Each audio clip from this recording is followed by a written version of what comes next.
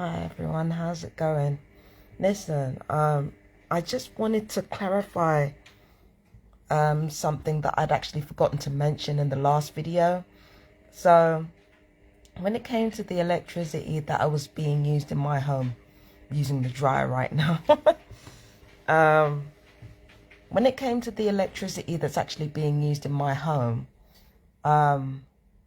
I called Utilita to find out exactly when the greatest amount of usage is. I don't know if you guys remember the video in which I posted whilst I was in London at my dad's house that I was being deliberately debilitated like a day before I was due to leave, because I was due to leave my dad's on the 24th of January, and on the 23rd is when I started experiencing pains in my back and in my hips, right? I thought it was in my pelvis, but it's actually in my back and hips. I just had my period around the same time, or it was starting around the same time. So I had this pain in my back and hips, right? On the 23rd, and by the 24th, I was completely debilitated. I couldn't even leave the room to go take a piss. You know, it was that bad. And as it turns out, I called Utilita and found out exactly when the highest amount of electricity usage was.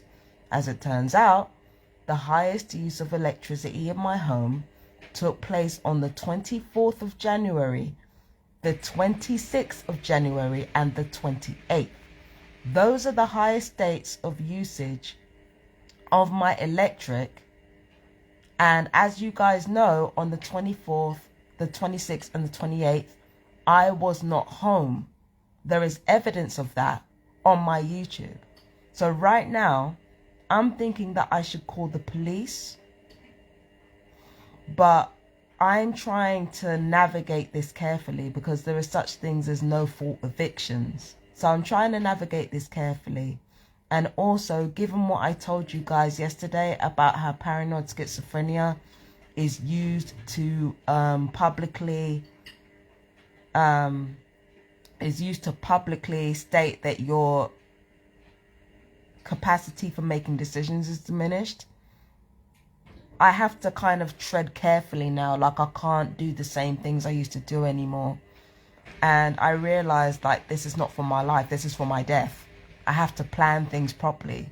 So I can't just say, you know, to the landlords, oh, I'm going to call the police now. I was going to do that, but I realize I can't just do that. And I can't just say that because, again, there are no-fault evictions in place. So what I have to do is I have to get as much legal advice as possible with regards to who's been in my house using my electric when I'm not here. I'm not entirely sure what to do. Getting the police involved, they wouldn't help anyway. They just make the problem worse. If you guys are TIs living in the UK and you have had evidence that your electricity has been used or stolen from on specific days, please advise me on what I should do, because you guys know the police aren't going to do anything, and you guys know that the landlords will take any opportunity to try to get you evicted. So please let me know in the comments, if you are a TI from the UK, exactly what I should do, because again, this is me preparing for my death. I'm not preparing for my life here. Okay? As an alive person, I can pretty much go wherever the fuck I want to go. Like, that's not a problem. The problem is ensuring that everything that I have reaches the right people, or everything that I own, which is not much, reaches the right people when I'm not here anymore, and everything reaches the right people when I'm not here. That's the main priority. So I'm asking you guys as TIs what you think I should do about the situation, because now there's conclusive proof that people are breaking into my house. And on top of that, every time I leave this property, my toilet is blocked and I have to unblock it. So please let me know in the comments, as a targeted individual, what you think I should do. Again, I am contemplating calling the police. I am contemplating, but I feel like before I do that, I have to get as much legal advice as I can about the situation, about my situation, before I proceed with any investigations or anything like that.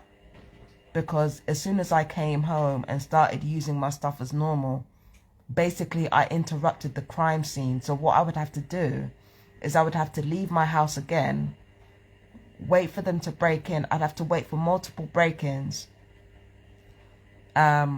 And I'd have to wait until laws are passed before I could fully run an investigation. Or even then, I don't know. I'd have to seek as much legal advice as possible on this before I proceed. Do you understand what I'm saying? So, if you are a TI from the UK and, you know, because I have proof that either people are breaking into my home or stealing my electric.